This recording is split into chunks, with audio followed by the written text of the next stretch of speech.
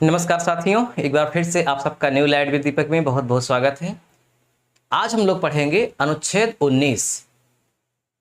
तो अनुच्छेद 19 से स्वतंत्रता का अधिकार शुरू हो जाता है। इसके पहले आप लोगों ने अनुच्छेद 14, 15, 16, 17 और 18 को अच्छे से पढ़ लिया है पार्ट 1 और पार्ट 2 में। अगर आपने उसे नहीं पढ़ा है यानी उस वीडियो को नहीं देखा है तो डिस्क्रिप्शन में लिंक है, आप वहां से उसको देख सकते हैं। तो आज हम सिर्फ अनुच्छेद 19 की ही चर्चा करेंगे। तो वीडियो छोटा हो या बड़ा हो इससे मतलब नहीं है, लेकिन अनुच्छेद 19 को आप बहुत अच्छे से समझिए क्योंकि सबसे महत्वपूर्ण अनुच्छेद 19 है। देखिए, अनुच्छेद 19 की अगर हम बात करें तो इसे हम दो भागों में बांट करके अध्ययन करेंगे। राइट टू फ्रीडम के अंतर्गत 19, 20, 21, 22 ये चारों अनुच्छेद आते हैं। तो उनमें से पहला अनुच्छेद है 19। तो 19(1) और 19(2). 19(1) में कितने प्रकार के स्वतंत्रताएं दी गई हैं इनका वर्णन किया गया है, और 19(2) में उन स्वतंत्रताओं पर भी कैसे रोक लगाई जा सकती है इसका जिक्र किया गया है। यानी कि किसको आधार बना करके यहां दी गई स्वतंत्रताओं को रोका जा सकता है। तो हम इसकी बात अभी बाद में करेंगे, पहले हम अनुच्छेद 19 का 1 देखते हैं। तो देखिए, अनुच्छेद 19 का 1, इसमें शुरुआत में 7 अनुच्छेद थे, मतलब 7 तरह की स्वतंत्रताएं थी, लेकिन अब 6 हैं। तो वो सातों क्या थी हम ये देखेंगे। A, B, C, D, E और F, G। तो A से G तक यानी कि शुरुआती संविधान में, मूल संविधान में A से G तक यानी कि 7 स्वतंत्रताएं दी गई थी। अनुच्छेद 19 का 1 का A में लिखा है वाक एवं अभिव्यक्ति की स्वतंत्रता। वाक मतलब बोलने की स्वतंत्रता, अभिव्यक्ति का मतलब अपने विचारों को किसी भी रूप में एक्सप्लेन करना, अभिव्यक्त करना। कैसे कैसे अभिव्यक्त होता है, क्या होता है, अभी हम आगे चर्चा करेंगे। पहले हम इन सबको देख लेते हैं एक बार सरसरी नजर से। अनुच्छेद 19(1) का B में लिखा है सभा एवं सम्मेलन की स्वतंत्रता। सभा एवं सम्मेलन, बिना अस्त्र शस्त्र लिए। कहने का मतलब कि हिंदुस्तान का कोई भी नागरिक, ध्यान रहे ये अनुच्छेद 19 केवल भारतीयों के लिए है, केवल नागरिकों के लिए है, विदेशियों के लिए नहीं है। यानी जितनी भी यहां स्वतंत्रताएं आप पढ़ेंगे वो केवल भारतीयों के लिए हैं, जो भारतीय नहीं है उनके लिए नहीं है। तो कोई भी भारतीय सभा कर सकता है, सम्मेलन बुला सकता है, लेकिन बिना हथियार लिए। ऐसा नहीं कि कोई बल्लम लेकर के आए, बर्छी लेकर के आए, पिस्तौल लेकर के आए, हजारों लोग एक जगह इकट्ठे हो जाएं और सभा हो, और फिर उसके बाद कुछ विवाद हो, गोली चल जाए या तलवार चल जाए। इसलिए रोक लगाई गई है। कहा गया है कि बिना शस्त्र लिए, बिना अस्त्र शस्त्र लिए आप कोई भी सभा कर सकते हैं, सम्मेलन कर सकते हैं। अनुच्छेद 19 का B में। C में है संगठन बना सकते हैं या संघ बना सकते हैं। आप लोग ध्यान दिए होंगे, जो आज भारत में जितनी भी प्रकार की पार्टियां हैं, जैसे कि बीजेपी है, कांग्रेस तो बहुत पहले थी लेकिन अगर उसको भी जोड़ लें तो इसी के अंतर्गत, सपा है, तृणमूल कांग्रेस है, आम आदमी पार्टी है, जितनी भी भारत में राजनीतिक पार्टियां हैं उनका गठन किस अनुच्छेद के तहत हुआ है? अनुच्छेद 19(1) का C। यानी इसके आधार पर गठन किया जाता है, क्योंकि हर भारतीयों को संगठन और संघ बनाने की संविधान ने आजादी दी है, स्वतंत्रता दी है। इसका मतलब कि विदेशी यहां आकर के संघ नहीं बना सकता, संगठन नहीं बना सकता। तो संगठन और सभा बनाने की स्वतंत्रता C में है। और D में है अबाध संचरण। अबाध संचरण, इसका मतलब, अबाध संचरण का मतलब होता है बिना रोक टोक के कहीं भी घूमने चले जाना, कहीं भी घूम करके आ जाना। भारत के किसी भी क्षेत्र में भारत का कोई भी नागरिक जा सकता है, उसको रीजन नहीं बताना पड़ेगा कि मैं किस रीजन से वहां पे जा रहा हूं। हालांकि इस पर भी कुछ रोक है, कुछ विशेष जगहों पर रोका जाता है, कहाँ रोका जाता है? जैसे कोई मान लीजिए जनजातीय क्षेत्र घोषित हो गया है तो वहाँ पे रोक दिया जाएगा आम आदमी को जाने से, या कोई सेना का क्षेत्र है, वहाँ अस्त्र शस्त्र बनता है या खुफिया चीज़ें रखी हुई हैं तो वहाँ भी आप घूमने नहीं जा सकते। इस तरह से जो पब्लिक हित में, लोक हित के लिए हो, भारत की अखंडता को नुकसान न पहुंचाए, वहां तक तो ठीक है, लेकिन अगर लोक हित का नुकसान करे, भारत की अखंडता का नुकसान करे, तमाम प्रकार की चीजें हैं, अभी 19 का 2 में देखेंगे, उसको आधार बना करके यहाँ पे भी रोका जा सकता है। यानी कि कहा जा सकता है कि आप इतने समय तक आप यहाँ पे नहीं आ सकते, या हमेशा के लिए आप यहाँ पे नहीं आ सकते। लेकिन आज़ादी तो दी ही गई है कि अनुच्छेद 19(1) का डी में अबाध संचरण की स्वतंत्रता है। अबाध। अब अनुच्छेद ई में है निवास की स्वतंत्रता, मतलब कोई भी भारत का नागरिक उत्तर प्रदेश में रहता है तो वो जा करके मध्य प्रदेश में जमीन खरीद करके रह सकता है, घर बनवा सकता है, वहां का उसे निवास प्रमाण पत्र बन जाएगा, कोई दिक्कत नहीं है। शुरुआत में जम्मू कश्मीर को इसमें शामिल नहीं किया गया था, जम्मू कश्मीर के लिए रोक थी कि कोई भी अलग राज्य का व्यक्ति जम्मू कश्मीर में आकर के जमीन नहीं खरीद सकता, वहां नहीं बस सकता। लेकिन जब धारा 370 हट गई तब से ये पूरे भारत में, यानी कि जितना भी भारत का हिस्सा है, संपूर्ण भारत में कहीं भी रहने वाला कोई भी व्यक्ति कहीं जा करके बस सकता है, रह सकता है। तो ये है अनुच्छेद 19 का ए का टी। अब एफ तो है नहीं, एफ में ही था संपत्ति का अधिकार, संपत्ति का अधिकार, और यह 44वें संविधान संशोधन 1978 में हटा दिया गया।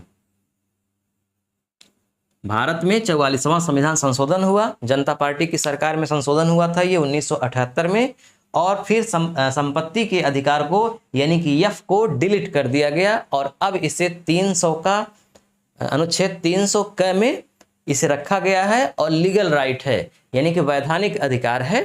ठीक, तो ये एफ है नहीं, तो ई के बाद डायरेक्ट आ जाता है जी, और जी में है आजीविका चुनने का अधिकार। अब इसको सरल शब्दों में बताएं तो कोई भी व्यापार चुन सकने का अधिकार है आपको जाति के आधार पे, किसी भी आधार पर नहीं रोका जाएगा कि आपकी पुराने जमाने में, पुराने सनातन में आपका काम क्या था, आज आप उस काम को छोड़कर दूसरा काम क्यों कर रहे हैं, इसकी जगह संविधान में नहीं है। यानी कोई भी धर्म मजहब का कोई भी इंसान कुछ भी काम कर सकता है। अब इसके लिए ऐसा भी नहीं है कि आप एकदम अनपढ़ हैं, आपको कुछ भी नहीं पता है और आप मेडिकल स्टोर खोल लें, तो बताइए आप क्या करेंगे। तो इसके लिए ये भी व्यवस्था की गई है, बाद में संशोधन किया गया, इसमें बाद में संशोधन करके ये व्यवस्था की गई कि देखिए यहाँ इसको कहने का मतलब संविधान का ये था कि व्यक्ति को रोका नहीं जाएगा। जैसे अंग्रेजों के ज़माने में जब कोई आईसीएस की परीक्षा पास करता था तो भारतीय डीएम नहीं बनता था, उसको कलेक्टर बनने की अनुमति नहीं थी, बेशक वो फर्स्ट रैंक लाया हो, कलेक्टर के नीचे वाली पोस्ट पाता था। तो एक तरह से भेदभाव था कि यहाँ के लोग कलेक्टर नहीं बन सकते।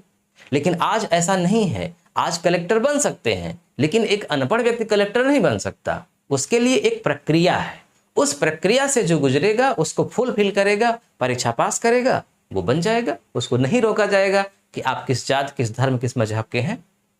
इसी तरह से कोई व्यक्ति व्यापार करना चाहे तो जो व्यापार कर रहा है उसकी योग्यता अगर उसके पास है तो वो व्यापार करे। इसके लिए लाइसेंस की व्यवस्था है, कुछ संस्थाएं लाइसेंस देती हैं भारत सरकार की या प्राइवेट संस्थान है, तो लाइसेंस तो जरूरी है, अन्यथा अयोग्यता के आधार पर काम करेंगे तो इसमें समाज का नुकसान ही होगा। अगर आपको सुई लगानी भी नहीं आती और आप ऑपरेशन करने के लिए चले जाएंगे किसी का, तो बताइए कितना नुकसान होगा।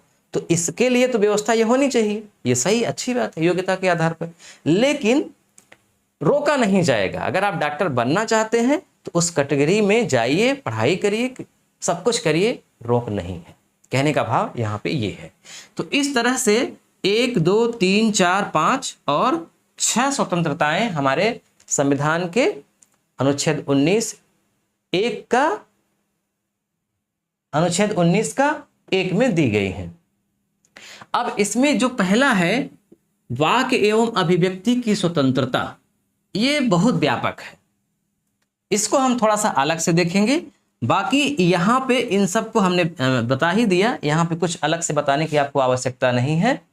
आजीविका में थोड़ा सा मैं आपको और बता देता हूँ। इसमें जानते हैं एक बार एक केस आया था उत्तर प्रदेश में ही, ओम प्रकाश बनाम यूपी राज्य।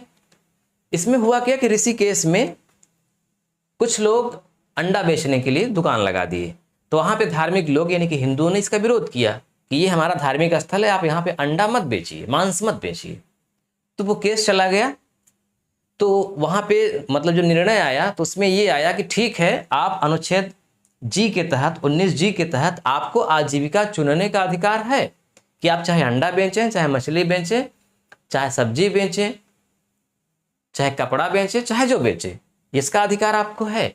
लेकिन शांति व्यवस्था का भी ध्यान रखना है। अगर मस्जिद है कहीं पे और वहां पे कोई व्यक्ति सूअर बेचने के लिए दुकान लगा देगा तो यकीनन मुस्लिम विरोध करेंगे इसका, क्योंकि सूअर उनके लिए अपवित्र है। इसी तरह से यहाँ पर अंडा अगर उन हिंदुओं के लिए जो वहाँ पे पुजारी हैं उनको लगता है कि अंडा हमारे धर्म के खिलाफ है बेचना, मछली हमारे धर्म के खिलाफ है बेचना, और आप जबरन वहीं पे जाके बेच रहे हैं, दुकान लगा रहे हैं, तो इसका मतलब आप विवाद करने के लिए दुकान लगा रहे हैं। आप और जगह भी तो लगा सकते हैं। तो इसलिए शांति व्यवस्था को बनाए रखने के लिए इस पर रोक लगाई गई कि आप ऐसा नहीं कर सकते क्योंकि वो विशेष धार्मिक स्थल है। तो ये भी ध्यान रखा जाता है। इसके अलावा गोदान सिंह बनाम नई दिल्ली एक मामला आया था फुटपाथ पर व्यापार करने का। तो सुप्रीम कोर्ट ने निर्णय दिया कि आप फुटपाथ पर भी व्यापार कर सकते हैं, ये भी आपका मौलिक अधिकार है अनुच्छेद 19 के तहत, ये भी एक स्वतंत्रता है। यानी वर्तमान में आजीविका के लिए कोई व्यक्ति अगर ये कहता है कि हमारे पास कोई दुकान नहीं है ना, सड़क पर या कहीं भी शोरूम नहीं है, तो हमारे पास कोई सरकारी नौकरी नहीं है, कोई प्राइवेट काम नहीं है, और हम इतने योग्य भी नहीं हैं कि हमको कोई कंपनी रखे, यानी मैं बेरोजगार हूं, लेकिन मैं एक काम कर सकता हूं, मैं फुटपाथ पर चने बेच सकता हूं, मैं फुटपाथ पर मूंगफली बेच सकता हूं, और ऐसा करके मैं अपनी जीविका चला सकता हूं, अपना परिवार पाल सकता हूं। तो कोर्ट ने यह निर्णय दिया कि यह भी मौलिक अधिकार है, फुटपाथ पर कोई व्यापार कर सकता है। तो फुटपाथ पर भी व्यापार करने का आपको एक स्वतंत्रता है। अब थोड़ा सा देखते हैं वाक एवं अभिव्यक्ति की स्वतंत्रता को डिटेल में। तो वाक एवं अभिव्यक्ति की स्वतंत्रता के अंतर्गत प्रेस की स्वतंत्रता आती है। प्रेस की स्वतंत्रता, प्रेस मतलब आप समझ रहे हैं, प्रिंटिंग प्रेस या अखबार जहां छपता है, उसकी स्वतंत्रता। और इसका निर्णय सुप्रीम कोर्ट का 1962 में ही आ गया था।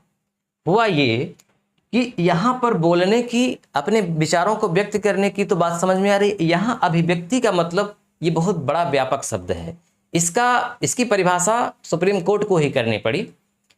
और ये बात गई कि कोई भी व्यक्ति अपनी भावनाओं को, विचारों को कई तरीके से व्यक्त कर सकता है।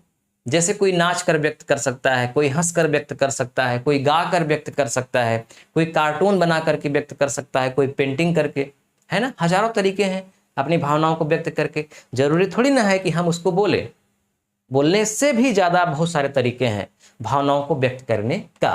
तो उसी में एक न्यूज़पेपर है, प्रिंटिंग प्रेस है। तो प्रिंटिंग प्रेस मतलब भावनाओं का ही व्यक्तीकरण है ना। इसमें जिस तरह की बातें लिखी जाती हैं, विज्ञप्तियां होती हैं, विचार होते हैं लोगों के, संपादक होते हैं, संपादकीय होता है, तो हर तरह की जो चीज़ें हैं वो अभिव्यक्ति ही है। उसको पढ़ करके लोग सूचना प्राप्त करते हैं। तो इसलिए प्रेस की स्वतंत्रता दी गई 1962 में ही। और ये किसके तहत दी गई? अनुच्छेद 19(1) का ए के तहत। इसी तरह से अब आगे जाएंगे तो बहुत महत्वपूर्ण आता है RTI 2005, राइट टू इंफॉर्मेशन, सूचना का अधिकार अधिनियम 2005। मैंने इस पर अलग से वीडियो भी बनाया है, लेकिन अब मैं आपको बताना चाह रहा हूं कि ये जो RTI है ये संविधान का ही भाग है अब। इसलिए अब जैसे ही मौलिक अधिकार समाप्त होगा अनुच्छेद 32 के बाद, वैसे ही मैं RTI पर विस्तार से संवैधानिक रूप से वीडियो बनाऊंगा। उसमें आपको मैं ये पढ़ाऊंगा कि इसमें कितने धाराएं हैं, प्रत्येक धाराओं में क्या क्या वर्णन है, RTI दाखिल कैसे की जाती है, पूरा डिटेल में एकदम संविधान की तरह से। वहाँ हमने ऐसे ही समझा दिया था एक आम आदमी के लिए, यहाँ पर आम आदमी के लिए भी रहेगा और जो तैयारी कर रहे हैं उनके भी लिए रहेगा। तो आरटीआई क्यों लाई गई? अब आरटीआई में ये कहा गया कि सूचना प्राप्त करने का अधिकार है। ये बात इसी में छिपी थी, वाक एवं अभिव्यक्ति की स्वतंत्रता में, लेकिन मूल संविधान में न प्रेस की स्वतंत्रता के बारे में स्पष्ट लिखा गया था, न आरटीआई के बारे में स्पष्ट लिखा गया था। अब मुद्दा ये है कि कोई भी व्यक्ति सूचना जब पाएगा कहीं से तभी तो वो अपनी भावनाओं को व्यक्त करेगा।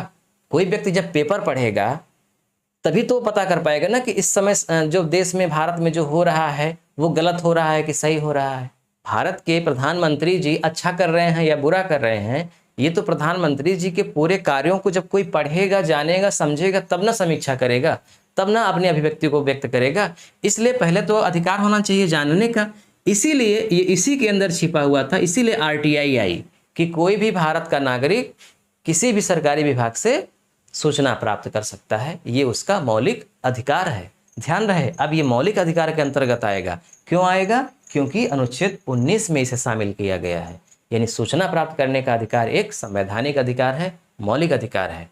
इसी तरह से और आगे बढ़ते हैं तो ध्वज फहराने का भी अधिकार अब मौलिक हो गया है। ध्वज फहराने का अधिकार 2004 से ही, शुरुआत में मूल संविधान में ये बात नहीं लिखी गई थी, लेकिन नवीन जिंदल केस के मामले में, भारत संघ वर्सेस नवीन जिंदल के मामले में सुप्रीम कोर्ट ने निर्णय दिया कि कोई भी भारतीय नागरिक अपने घर पर, अपने दुकान पर, अपने फार्म पर झंडा फहरा सकता है। ये उसका मौलिक अधिकार है। तो कोई भी निसंकोच, बिना डरे हुए राष्ट्रीय ध्वज, ध्यान रहे यहाँ ध्वज का मतलब कोई पार्टी विशेष का ध्वज नहीं बात हो रही है, वो फहराने का आपको मौलिक अधिकार नहीं है। आप फहराइए, आपका वो लीगल राइट है, क्योंकि आपकी पार्टी का चिन्ह है, वो अलग बात है। लेकिन राष्ट्रीय ध्वज, जिसे झंडा बोलते हैं, तिरंगा बोलते हैं, उसको फहराने का भी अधिकार है 2004 से। इसी तरह से वाणिज्यिक भाषण भी आता है, इसकी भी आजादी है। वाणिज्यिक भाषण का मतलब क्या होता है? विज्ञापन। आपने देखा होगा टीवी में आमिर खान जी प्रचार करते हैं, अमिताभ बच्चन प्रचार करते हैं, सब लोग प्रचार करते हैं। किसका प्रचार करते हैं? किसी प्रोडक्ट का प्रचार करते हैं। तो ये प्रोडक्ट के लिए प्रचार करने की अनुमति अब किसी से लेने की आवश्यकता नहीं है, क्योंकि यह भी भारत के संविधान अनुच्छेद 19 का 1 का ए में स्पष्ट शब्दों में अब लिख दिया गया है कि वाणिज्यिक भाषण यानी कि विज्ञापन करने की भी हर इंसान को, हर नागरिक को स्वतंत्रता है। इसी तरह से चुप रहने का भी आपको अधिकार है। चुप रहने का अधिकार का मतलब क्या हुआ? शुरू में तो जब मैंने पढ़ा तो ये बात समझ में ही नहीं आई कि चुप रहने का अधिकार से मतलब क्या है। यह मामला आया था 1986 में, इमैनुअल बनाम केरल राज, इमैनुअल। दरअसल ये स्पष्टीकरण सुप्रीम कोर्ट ने दिया राष्ट्रगान के संबंध में। आप लोगों ने ध्यान से देखा होगा कि जब स्कूलों में या संसद में या कहीं भी आम जनसभा जब होती है तो अच्छा होता है कि उसकी शुरुआत राष्ट्रगान से हो, जन गण मन अधिनायक जय हे से हो। तो वो 52 सेकंड का होता है। उसमें सब लोग खड़े होते हैं, एकदम सीधा, हाथ नहीं जोड़ते, एकदम सीधा खड़े होते हैं और सब लोग जनगण मन गाते हैं। तो अगर कोई व्यक्ति नहीं गाना चाह रहा है, वो केवल खड़ा है, बाकी के लोग गा रहे हैं, तो जो गा रहे हैं वो ये नहीं कह सकते कि आप यहाँ पर भारत का अपमान कर रहे हैं, क्योंकि आप राष्ट्रगान नहीं गा रहे हैं। आप राष्ट्रगान क्यों नहीं गा रहे हैं? आप राष्ट्रगान गाइए, क्योंकि सभा में खड़े हैं। तो ऐसा नहीं है। सुप्रीम कोर्ट ने स्पष्ट 1986 में कह दिया इमैनुअल के केस में कि चुप रहने का भी अधिकार है। जिस तरह से आप मतलब गाते हैं जनगण मन, राष्ट्रगान गाते हैं, इसका अधिकार है, उसी तरह से आपको न गाने का भी अधिकार है। कोई आपसे जबरन नहीं गवा सकता, आपकी मर्जी। तो ये भी आपका यानी कि चुप रहने का भी अधिकार एक मूल अधिकार है अनुच्छेद 19 के तहत। इसी तरह से और अधिकार भी शामिल किए गए हैं बाद के संशोधनों में, जैसे मतदाता को जानने का अधिकार। मतदाता को जानने का मतलब जो वोट देता है, वो उसको ये बात जानने की आज़ादी है कि हम जिसको वोट देंगे, यानी कि जितनी पार्टियां चुनाव लड़ रही हैं, उन पार्टियों की क्या घोषणा पत्र है, वो पार्टियां किस उद्देश्य से चुनाव लड़ रही हैं, उनका क्या इतिहास रहा है, जो चुनाव लड़ रहा है वो व्यक्ति कैसा है, उसकी डिग्री कितनी है, उसने कोई अपराध किया है कि नहीं, ये सब विवरण लेने का प्रत्येक नागरिक को अधिकार है। इसीलिए स्पष्ट लिखा गया है कि हर मतदाता को, जिसको वो वोट देने वाला है, उसके बारे में पूरी तरह से जानने का अधिकार है। इसी तरह से आगे और बढ़ते हैं तो विदेश जाने का अधिकार भी मतलब मौलिक अधिकार है। विदेश जाना, ये मेनका गांधी के केस में हुआ था 1978 में। मेनका गांधी का पासपोर्ट भारत सरकार ने जब्त कर लिया था इस अंदेशे पर कि वो विदेश जाने वाली हैं। तो फिर वहाँ पे निर्णय आया था, सुप्रीम कोर्ट ने निर्णय दिया था कि नहीं, कोई भारतीय नागरिक अगर विदेश भी जाना चाहता है घूमने के लिए, रहने के लिए, तो वो जा सकता है। विदेश जाने का भी अधिकार है। आप किस लिए रोक रहे हैं? आप कौन होते हैं रोकने वाले? तो अब भारत में हर नागरिक को विदेश जाने का भी अधिकार है। इसी तरह से प्रदर्शन करने का भी अधिकार है। प्रदर्शन मतलब समझते हैं? सड़क पर सरकार से आप कोई मांग कर सकते हैं। जैसे इस समय किसान आंदोलन हो रहा है, तो किसानों की मांग है कि तीनों कृषि कानून रद्द किए जाएं और जैसा पुराने से चल रहा था वैसे ही चले, और जो एमएसपी है उसे पूरी तरह से लागू किया जाए और एमएसपी से कम खरीद करने वाले पर जुर्माना हो, दंड का निर्धारण हो। तो ये जो किसान मांग कर रहे हैं तीनों कृषि कानून रद्द हों, इसके लिए वो प्रदर्शन कर रहे हैं। तो ये प्रदर्शन करने का उनको भारत के संविधान में मौलिक अधिकार की तरह शामिल किया गया है। यानी कि संविधान का वो उपयोग कर रहे हैं, वो जबरन किसी और शक्ति का प्रयोग नहीं कर रहे हैं।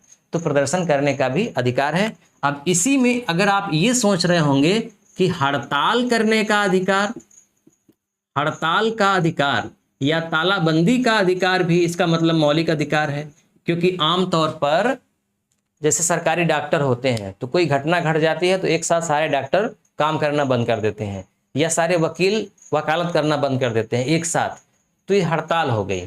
तो हड़ताल करने का अधिकार है लेकिन मौलिक अधिकार नहीं है, संवैधानिक अधिकार नहीं है। इसे संवैधानिक अधिकार के तहत हड़ताल को नहीं रखा गया है, तालाबंदी को नहीं रखा गया है। कारण क्या है इसका? देखिए, जैसे बेशक किसी डॉक्टर को दंड दिया गया किसी कारण से या कुछ भी हो गया, तो बाकी के डॉक्टर उसके सपोर्ट में आकर के पूरा अस्पताल ही बंद कर दिए।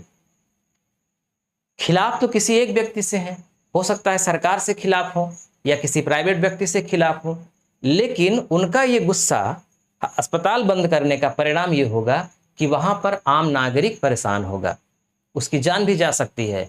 तो लोक हित में बहुत नुकसान होगा हड़ताल करने का। इसी तरह से एक साथ सारी स्कूलें बंद कर दी जाए, या एक साथ सरकारी बसें बंद कर दी जाए, एक साथ सारी ट्रेनें बंद कर दी जाए, एक साथ कोर्ट कचहरी बंद कर दी जाए, तो इस तरह से संवैधानिक अधिकार के दायरे में से नहीं लिया गया है कि आप ऐसा कर सकते हैं, क्योंकि इससे जनता का नुकसान होता है। लेकिन आप जानते हैं कि ऐसा होता है, लेकिन ये संवैधानिक अधिकार नहीं है। प्रदर्शन करने का अधिकार, विदेश जाने का अधिकार, आरटीआई, प्रेस, ध्वज, वाणिज्य भाषण, चुप रहने का अधिकार और मतदाता को जानने का अधिकार, ये सब अधिकार अनुच्छेद 19(1) का वाक एवं अभिव्यक्ति की स्वतंत्रता के अंतर्गत आते हैं। अभी भी न जाने कितने ऐसे अधिकार हैं जो अभिव्यक्ति की स्वतंत्रता के अंतर्गत आते हैं, लेकिन वो डिस्क्लोज नहीं हुए हैं, इसलिए उन पर चर्चा नहीं हो रही है। कभी कोई केस आएगा तो फिर सुप्रीम कोर्ट उसकी व्याख्या करेगी, क्योंकि भारत के संविधान की व्याख्या करने का अधिकार केवल और केवल सुप्रीम कोर्ट को है। चलिए अब देख लेते हैं कि अनुच्छेद 19 का 2 में क्या लिखा है। अनुच्छेद का 19 का 2 में ये लिखा है कि आप किस किस आधार पर अनुच्छेद 19(1) में दी गई स्वतंत्रताओं का उपयोग नहीं कर सकते। खासकर ये पहली स्वतंत्रता, वाक एवं अभिव्यक्ति की स्वतंत्रता पर है। भारत की प्रभुता एवं अखंडता पर अगर खतरा है, मतलब आपके भाषण देने से या आपके विचारों को अभिव्यक्त करने से भारत की अखंडता को खतरा है, भारत को टुकड़ों में बंट जाने का अगर खतरा है, तो आपकी उस अभिव्यक्ति पर रोक लगाई जा सकती है। राज्य की सुरक्षा अगर खतरे में है, राज्य की सुरक्षा का ध्यान रखा जाएगा।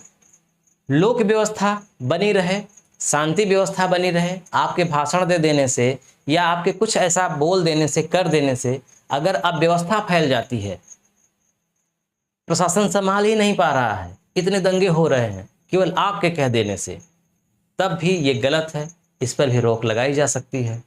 न्यायालय का अपमान भी नहीं कर सकते। अपराध उद्दीपन के संबंध में, यानी आपके भाषण देने से अपराधों में बढ़ोतरी होती है। अपराध हो नहीं रहा है, शांति व्यवस्था बनी है, लेकिन आप गए और आपने क्रांतिकारी भाषण दे दिया ऐसा कि आज एकदम सभा में आग लग गई, लोग एक दूसरे को मरने मारने पर उतारू हो गए, है ना।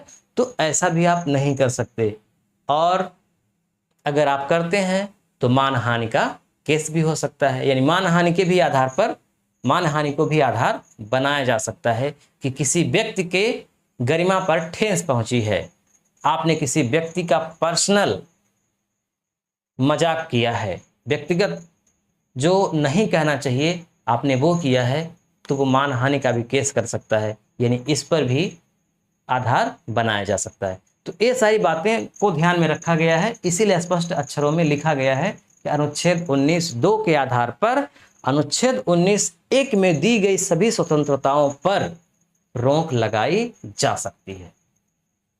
ठीक है, तो बस अनुच्छेद 19 आज होता है समाप्त। वीडियो कैसा लगा कमेंट जरूर करिएगा। आप अपने सुझाव कुछ देना चाहते हैं तो जरूर दीजिएगा, और फिर अगले वीडियो में अनुच्छेद 20, 21 और 22 पर चर्चा होगी। जब पूरा मौलिक अधिकार समाप्त हो जाएगा तो मैं अलग से आरटीआई, प्रेस की स्वतंत्रता, विज्ञापन, ध्वज वाला मामला, चुप रहने वाला मामला, इन सब को मैं डिटेल में आपको समझाऊंगा। अभी तो मैंने केवल ये याद करने के लिए बताया है, एक झलक कि आप इसे ध्यान रखिए। इतने प्रकार की स्वतंत्रताएं इस नंबर पर दी गई हैं, तो ये याद करने के लिए है, परीक्षा में लिख करके अंक पाने के लिए है। बाकी विस्तार में चर्चा होगी जब मौलिक अधिकार समाप्त होगा तब। ठीक है, मिलते हैं नेक्स्ट वीडियो में, तब तक के लिए नमस्कार।